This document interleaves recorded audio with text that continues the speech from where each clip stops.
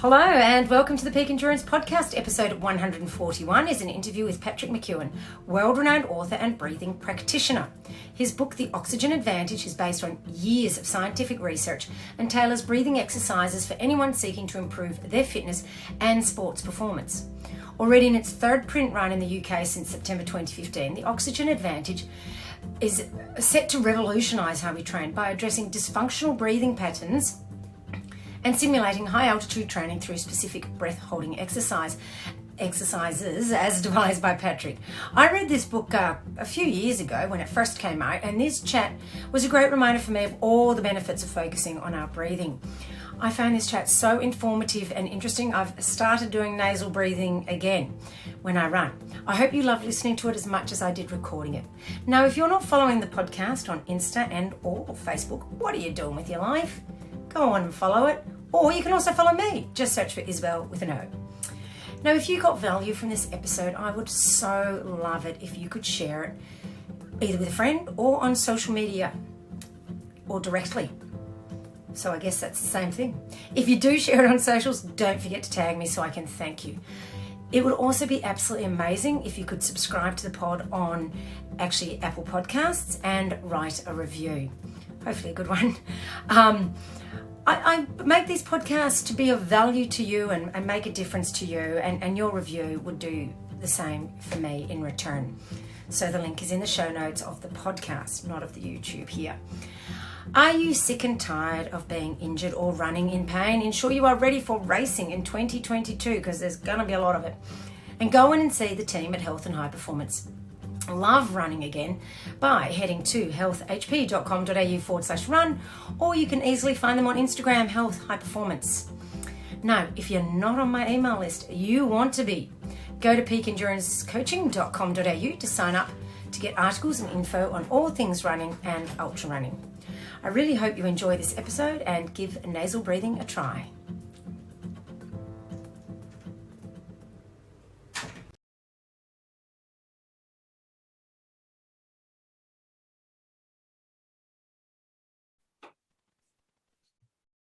Hi, and welcome to the Peak Endurance Podcast. Patrick, how are you going? Good, as well. It's a pleasure. That's good. Now, can you tell the listeners who don't know you a bit about yourself and how you got interested in breathing techniques and breathing in general? Yeah, I stumbled into it pretty much because of having asthma for about 20 years and nasal obstruction. When you have asthma, it's not just isolated to the lungs. Yeah. You're also more likely to have a stuffy nose. And when you have a stuffy nose, then your sleep is impacted. So I can remember going to school and being tired continuously. I was told that I was stopping breathing during sleep, which was undiagnosed sleep apnea.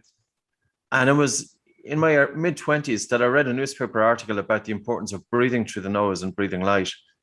And I was doing neither of them. In actual fact, there were times that I was deliberately taking full big breaths because I felt that was good for me. And when you're in a state of dysfunctional breathing, as I was, and it's fairly common, it can have a terrible effect on your quality of life, on your state of mind, on your sleep, on your ability to do physical exercise, and also on your respiration. So I started practicing it just from what I read from the newspaper, and I taped my mouth closed at night.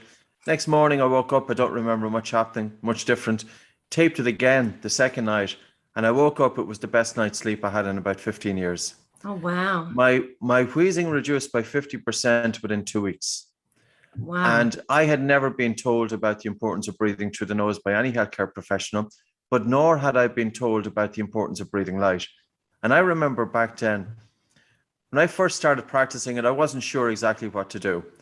But I felt that breathing light was breathing less air into the body, which it was. So I deliberately breathed less air, and I felt the temperature of my fingers improve within about 3 to 4 minutes.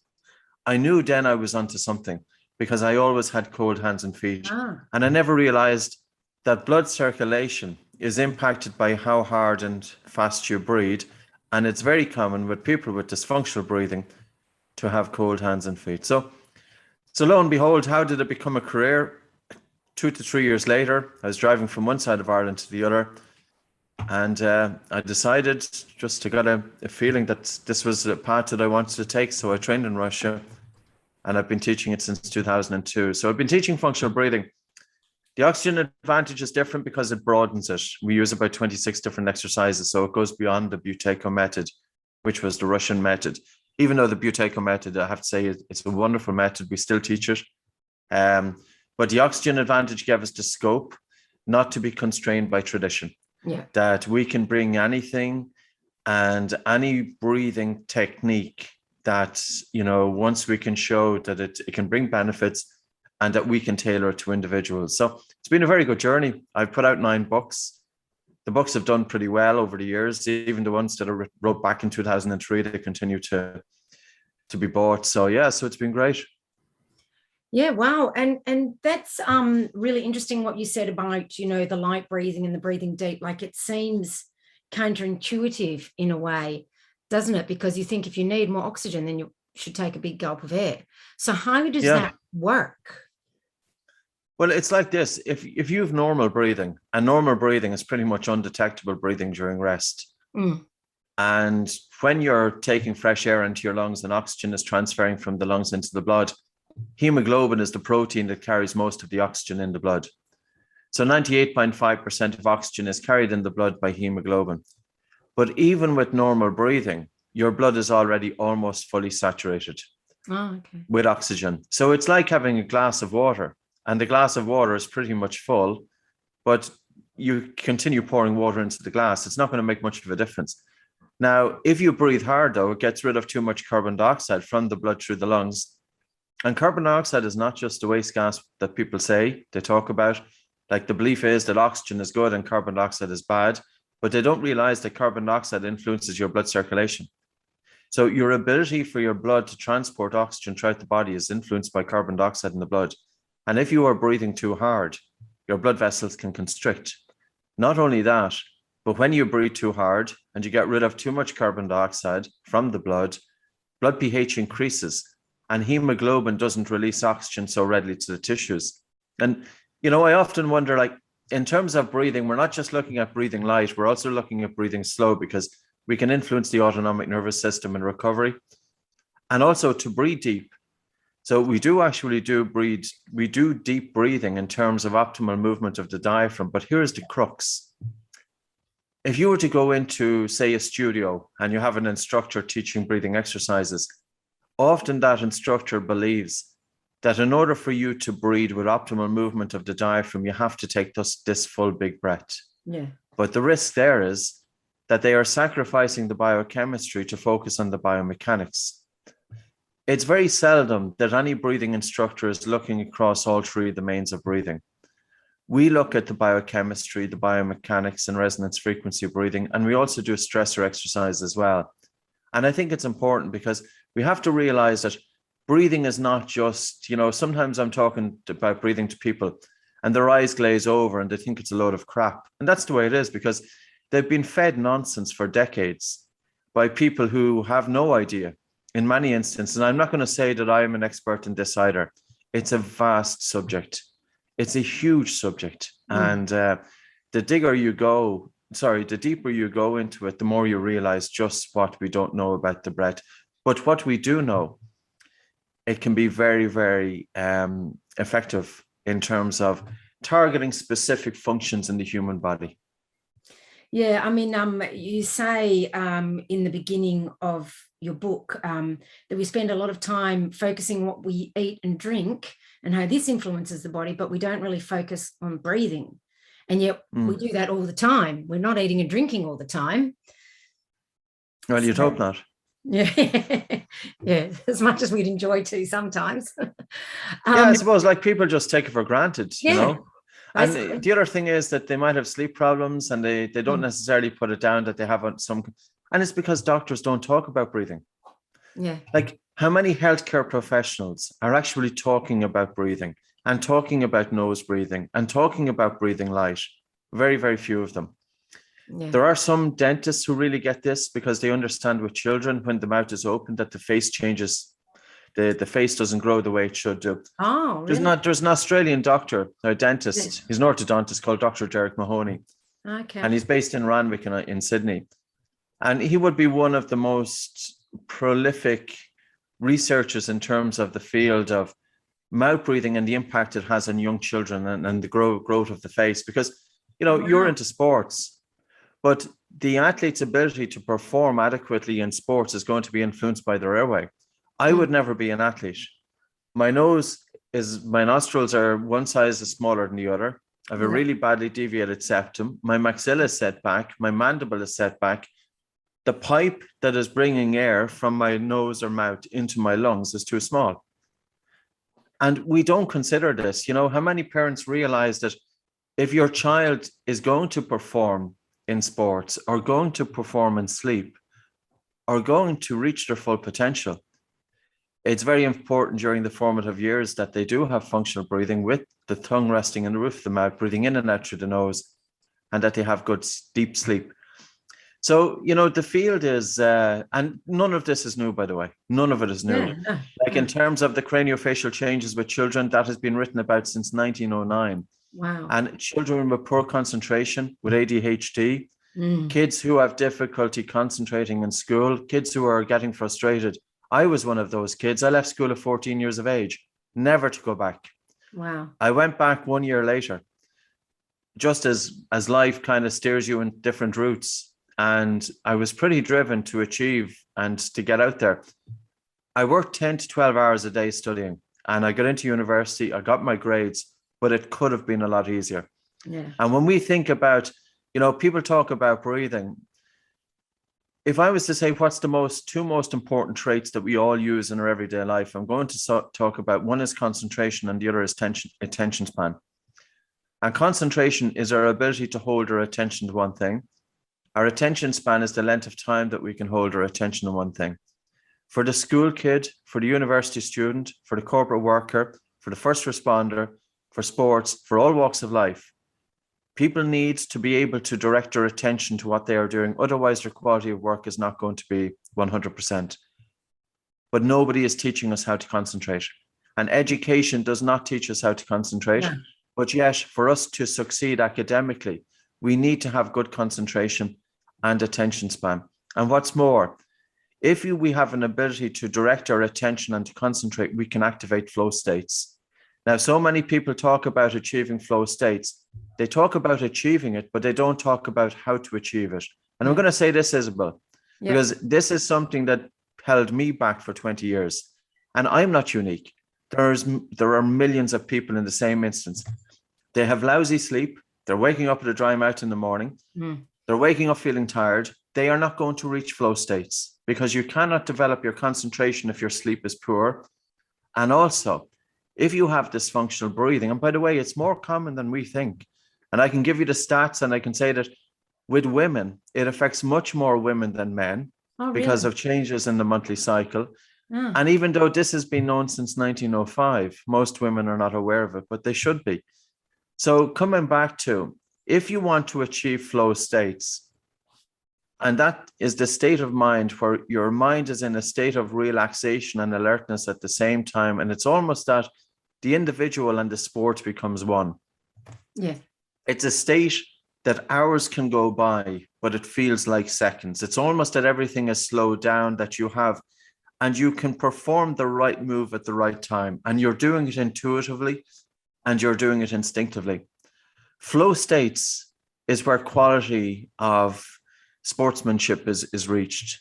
But how do you achieve it? You need deep sleep. You need functional breathing. You also need breath aware, body aware, mind aware. So I think it's this is a new book that I wrote. I don't know which one you're talking about, but I have one called Atomic Focus. I've got this one. Oh, that's the Oxygen Advantage. So that's going back to 2016. Yes, that's I wrote right. another one called The Breathing Cure in 2021. It will come out, and then Atomic Focus. Yeah. And it just goes to show in terms of the application of breathing exercise. So what I'd say to your listeners, listen, if you've been told breathing exercises by Tom, Dick, and Harry, forget about it, because quite often what they've said is not correct. And I'm not saying this just to blow my own horn. Yeah. I'm just saying it that there's a lot of nonsense out there about breathing. And it's varied. It really is. If you've got a stuffy nose, you can decongest your nose. If you have asthma, And the first clinical trial in the Western world for the Buteyko method was performed in the Manor Hospital in Brisbane in 1994. They got 40 individuals, divided them up into two groups. These were individuals with 21 years on average of having asthma symptoms. Oh, yeah. One group did Buteyko. The other group did the in-house hospital program at the Manor Hospital in Brisbane, which is normally provided by physiotherapy. At 3-month follow-up, the Buteyko group had 70% less symptoms. They had 90% less need for rescue medication. Oh, awesome. They had 49% less need for inhaled corticosteroid. The in-house hospital program that's taught at the hospital had 0% change. Oh, wow. But yet, even though that was published, it took 4 years for that study to be published in the Australian Medical Journal. Yet, very few people talked about it. And it's often that people didn't want it to be heard. The healthcare professionals didn't want it out there. Why don't I don't know. But all I can say is that in 20 years of teaching this to thousands and thousands of individuals, genuinely, people with asthma, people with anxiety and panic disorder, which is a tremendous modality because we can influence the autonomic nervous system. And the science and heart rate variability over the last 30 years is supporting what we are saying. People with sleep issues, the healthcare professionals involved in these domains are not looking at functional breathing patterns, and it's a big shame. Yeah, that is. So why is nasal breathing as opposed to mouth breathing so much more? Well, what does your mouth do when it comes to the breath? If you look into your mouth, what part of your mouth performs any function in terms of breathing? Is there any part of the mouth that performs a function in terms of the breath? And the answer is no. All the mouth is a hole. That's all it is. It's a hole whereby air can go straight down your throat into your lungs. It performs no functions. Your nose performs up to 30 functions. Oxygen uptake in the blood is higher with nasal breathing than with mouth breathing. Oxygen delivery to the working muscles is higher with nasal breathing than with mouth breathing. Morton, an Australian researcher back in 1995, showed that if you do physical exercise with your mouth closed, the fraction of expired oxygen is less. In other words, the body utilizes oxygen better. Nose breathing is recruiting the diaphragm more optimally than mouth breathing. Diaphragm breathing with good amplitude of the diaphragm is very important for postural stabilization. And also, functional breathing and functional movement go together. So, for example, if an athlete has dysfunctional movement, it's very important that they improve their functional breathing patterns. You cannot have functional movement without having functional breathing. The core is not just about strengthening the abs. The core is about the box. You're talking about the diaphragm at the top and the pelvic floor. You've got the abs to the front and you've got the muscles to the back.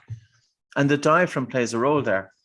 And it's the movement of the diaphragm with each inhalation and exhalation that's providing and generating intra-abdominal pressure. Your diaphragm breathing muscle is also connected with the emotions. When you breathe through your nose, you harness nasal nitric oxide, which is antiviral and antibacterial. Nitric oxide plays a role, for example, in COVID. And there was one paper published in Microbes and Infection in May in 2020.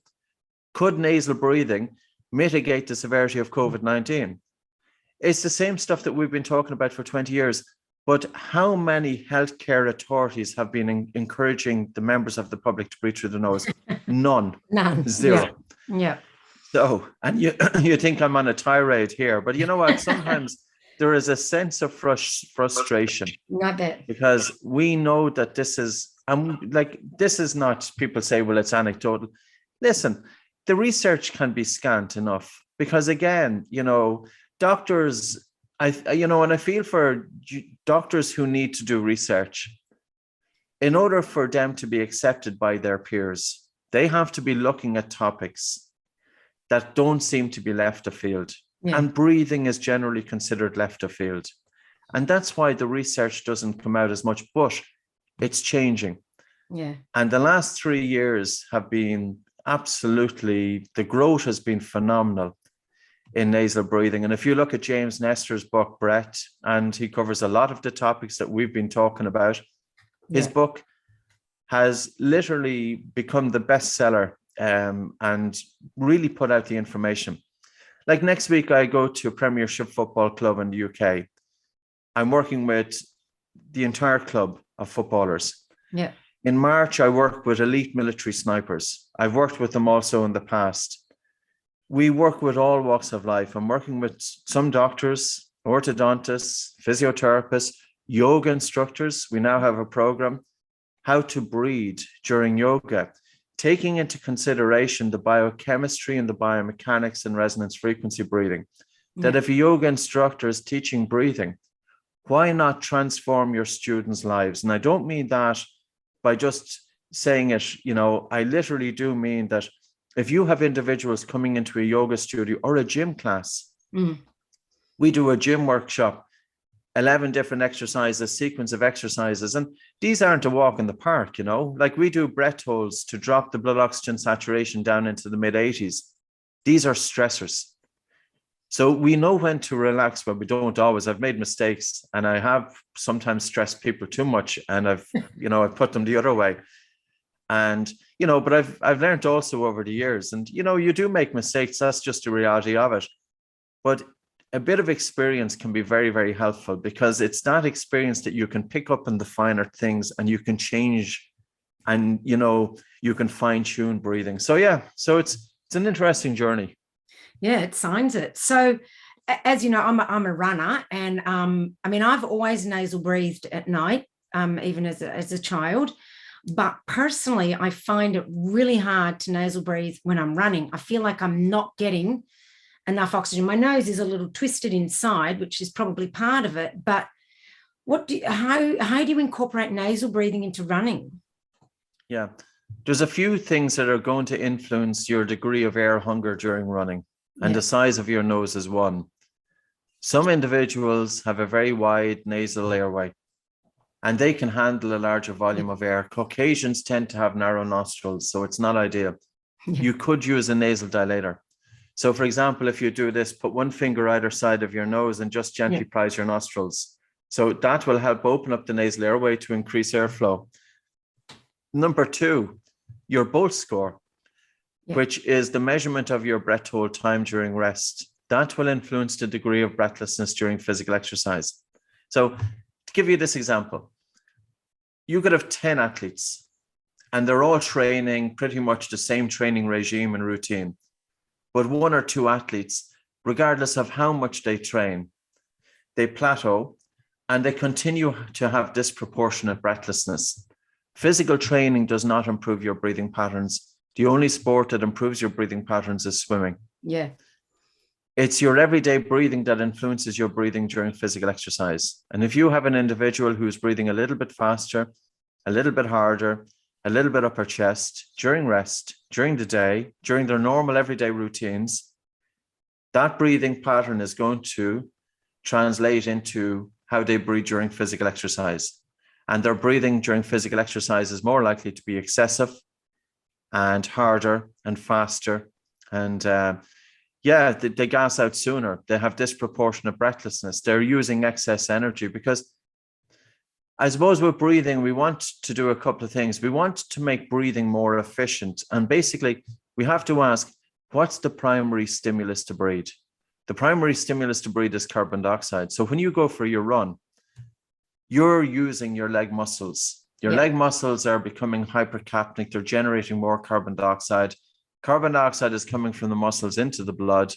And as carbon dioxide increases in the blood and blood pH drops, the brain is sending signals to breathe. Now, it's not just carbon dioxide that stimulates your breathing during exercise, but your tolerance of carbon dioxide will influence your degree of breathlessness during exercise.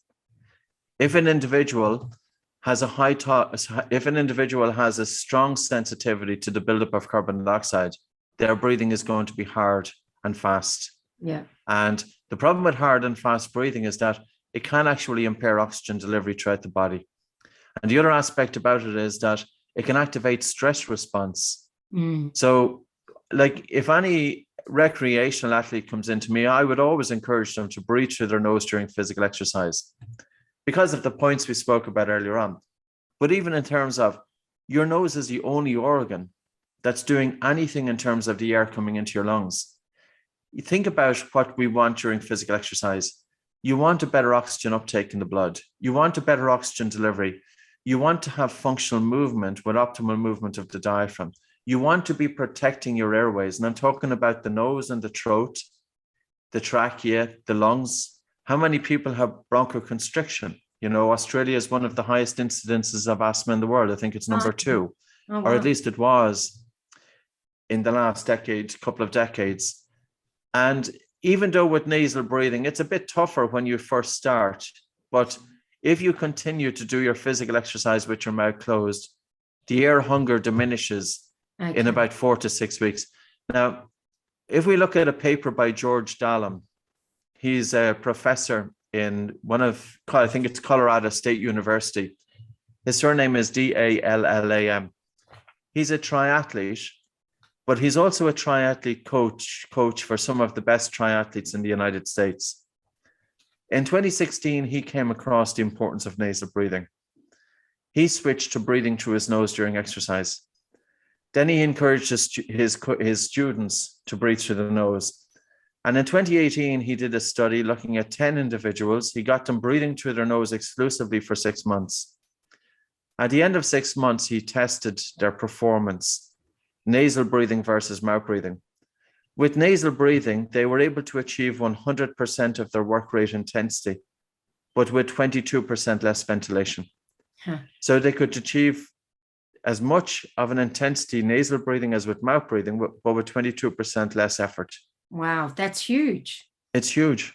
It's huge. There's another study looking at rugby union players in Australia, 21 highly trained professional players during competitive season. So it wasn't under downtime. Yeah. Divided them into 2 groups. One group was doing breath hold sprinting, and the other group was doing sprinting with the mouth open. In 4 weeks, the repeated sprint ability in the group which were doing breath hold sprinting increased from 9 to 14.8 reps before exhaustion. Wow. And the group who were doing sprinting with their mouth open increased from 9 to 10 reps. Now, when you think about professional rugby, highly trained individuals, if you can get even a small gain, it can be significant. You're going for 1%ers at that stage. Exactly. But to increase, and repeated sprint ability is a performance indicator in team sports. Yeah. It's also boxing, MMA, like you can think about basketball, sprinting. Yeah. And, you know, repeated sprint ability is an athlete's effort. It's an athlete's ability to do all out effort, followed by very brief recovery before all out effort again. So, yeah, look at the research by Woorons, Woorons. Yeah. Yeah. And you talked about breath holding. So what sort of exercises do you do with that? It depends on the person. If people, for example, have anxiety or panic disorder, I have to first weigh it up, how they're going to tolerate the feeling of air hunger, because it can generate very strong fear response. But even a very simple breath hold exercise, get a pulse oximeter, little handheld finger device. You put them on your finger, it's picking up in your blood oxygen saturation. Don't do this if you're pregnant or if you have any serious medical conditions. Take a normal breath in and out through your nose, pinch your nose and hold your nose, and start jogging with your breath held. And continue jogging while holding your breath until you feel a pretty strong air hunger. Then let go, but breathe in through your nose, but get your breathing under control within 2 breaths. Mm-hmm.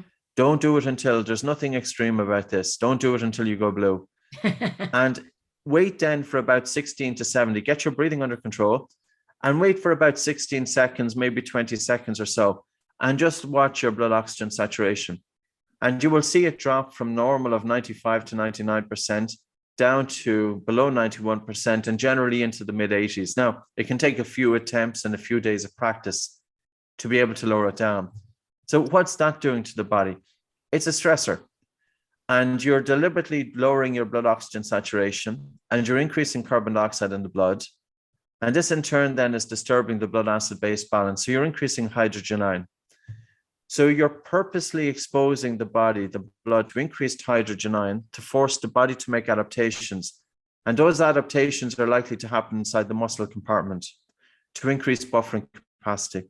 So there's protein and phosphates and bicarbonate These are the buffers inside the muscle compartment. And the role of the buffer it's to bind with the hydrogen ion before the hydrogen ion gets into the blood. Yeah. Because hydrogen ion can be implicated in causing fatigue. So we can improve an athlete's ability to delay lactic acid and fatigue by simply doing that exercise.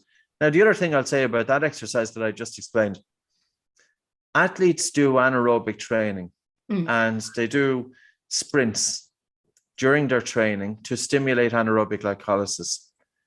If you sprint with your mouth open, your blood oxygen saturation hardly drops down to 92%. It hardly drops down at all. It will, of course, drop. It's not going to go into a hypoxic state. If you sprint with your mouth closed, you'll likely drop down your blood oxygen saturation down to 91%. You're on the verge of hypoxia, mild hypoxia.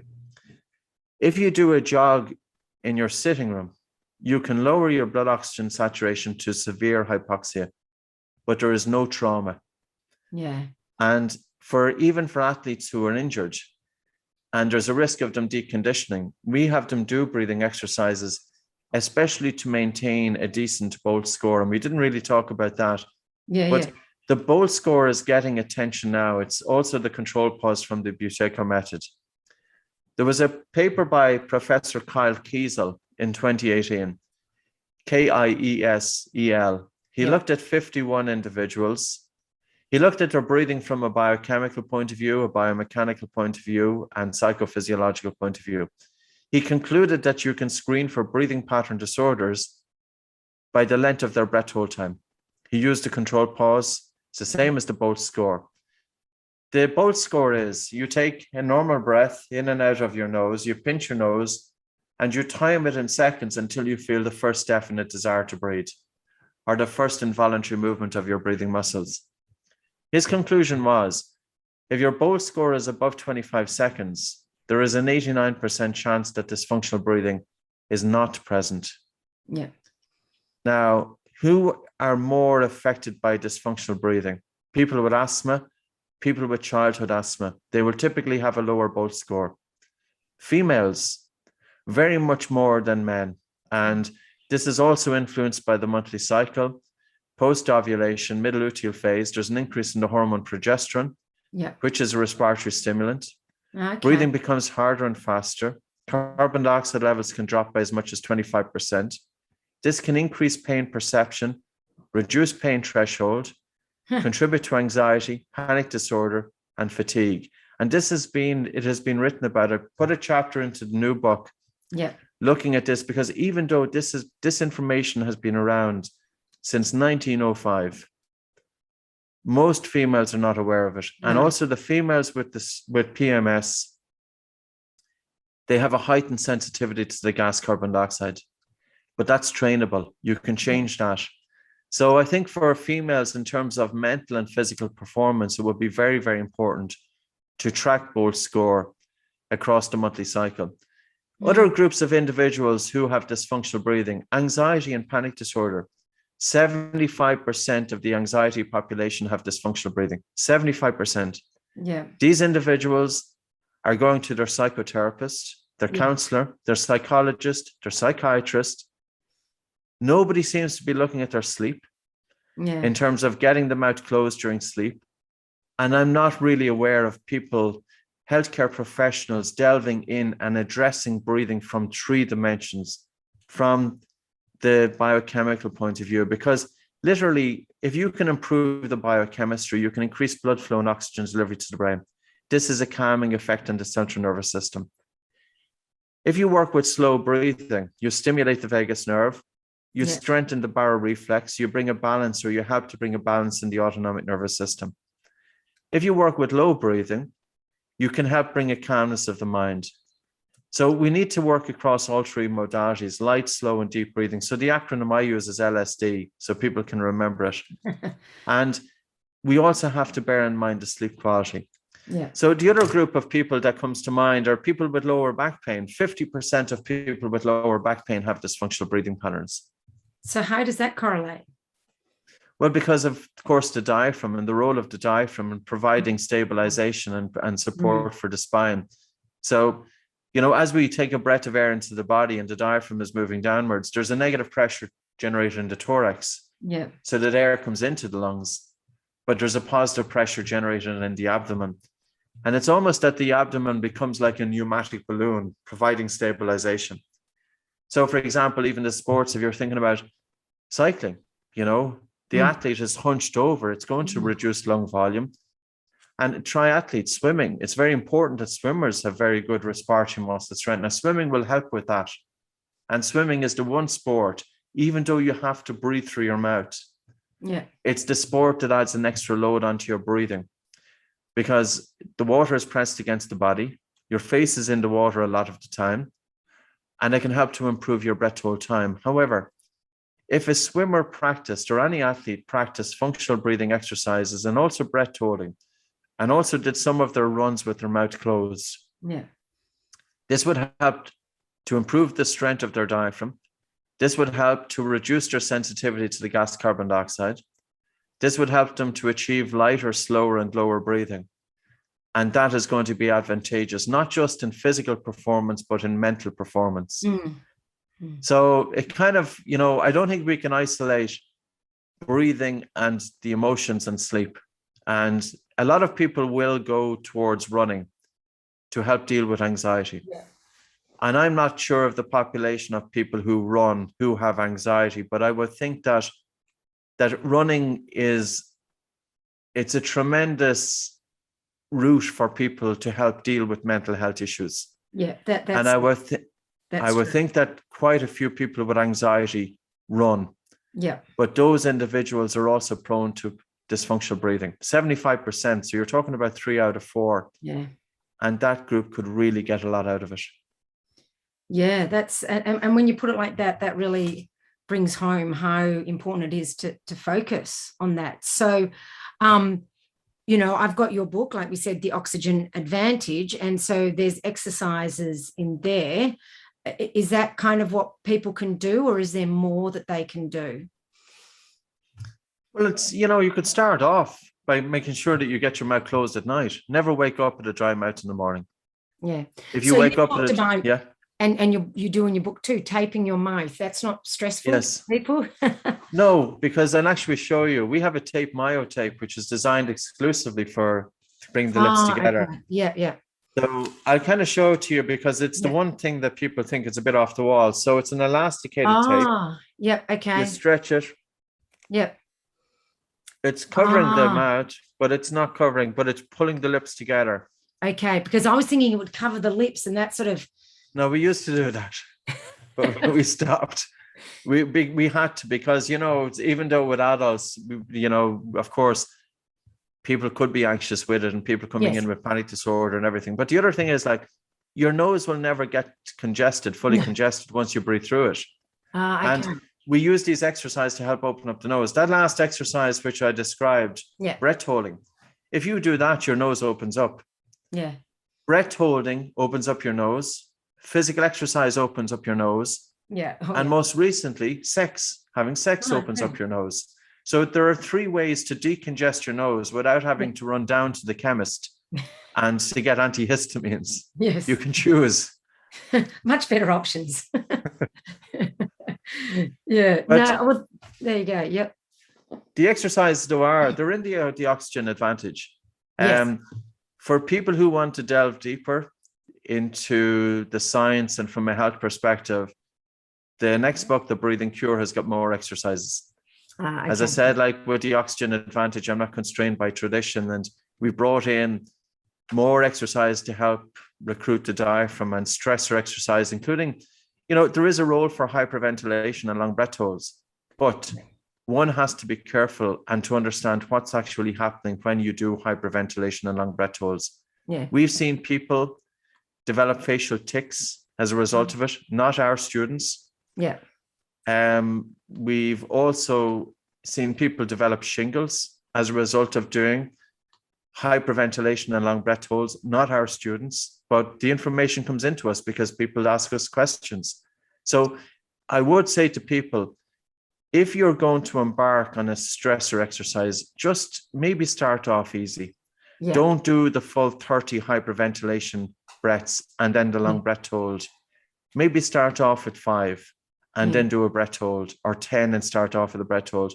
And the other thing is bring in recovery. So we kind of work with a 20 hyperventilation breath, exhale, hold, and then at the end of it, breathe light for 3 minutes to recover.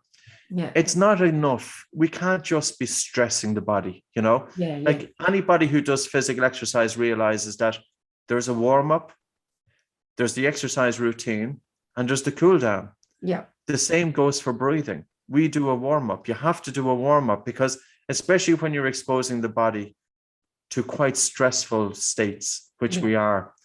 So we do a warm-up, we do the routine, and then we do a recovery. And that's very important. And also to bear in mind, how are you breathing off the mat? How are you breathing when you finish your exercise, during your sleep, when you walk down the street, when you do your physical exercise? How should you breathe? Yeah. Yeah. And I think that's important to focus on it in your day-to-day life too, isn't it? Because yes, that has a huge impact. And does kind of our standing and sitting posture have an effect on all of that too? Of course.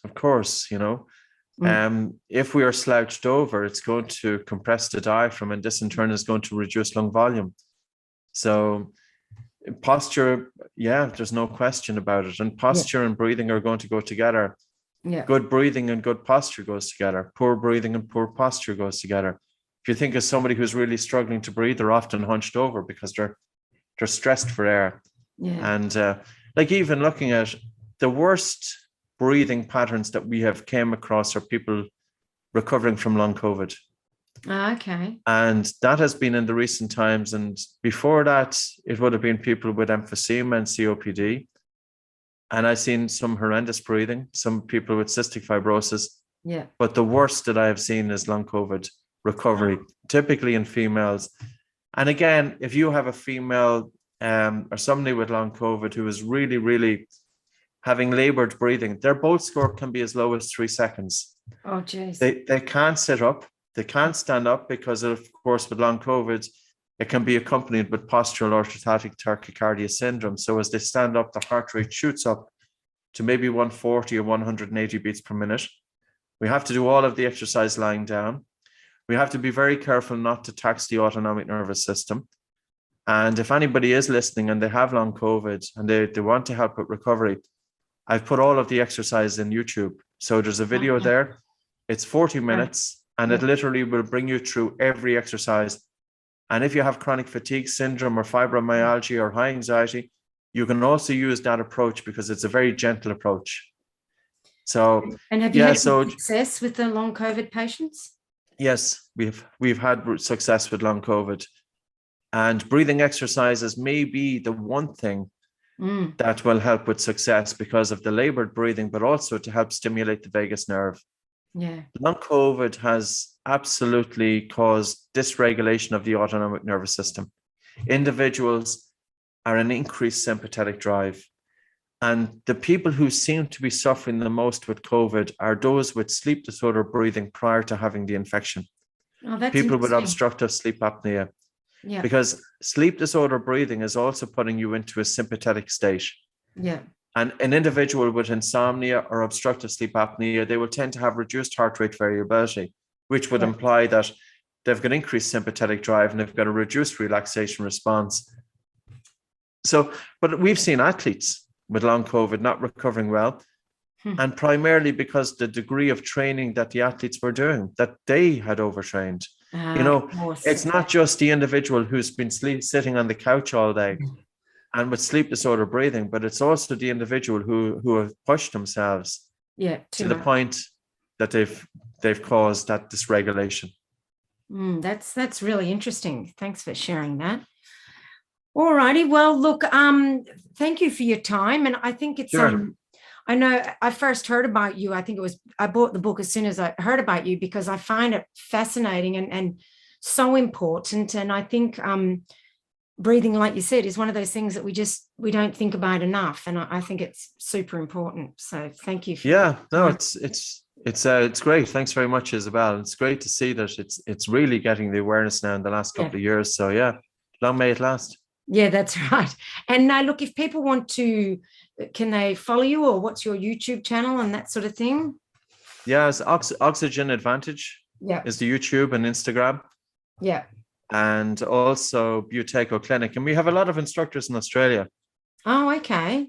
So we have, for example, Dean Gladstone and Yeah. Johannes Egbert and Mim Baim. And there's quite a few instructors that we have in Australia. I'll be doing a trip there as well in July. Oh, awesome. So I'm doing a family holiday, but I'll probably step in a training course that they're doing just to sit, Anyone in Melbourne? Definitely, yeah. But I won't be going to Melbourne. But have you got instructors in Melbourne? Yes, there is. Yeah, there is. And I can't just think because I don't always know the locations of people. Yeah, no, of course not. But you'll see it up on our website. Yeah, I'll look into that. And yeah. I mean, I'm in Melbourne. I'm sure not all my listeners are, but I'm selfishly thinking of me. So sure. Yeah, you'll see it in terms of butecoclinic.com. That's kind of the Buteco route. Yeah. And then oxygenadvantage.com, then you'll see the list of instructors there. Awesome. All right. Well, thank you so much for that. I'll put all the links to that in the show notes. So thank you very much for coming on the podcast. Thanks, Isabel. Thank you.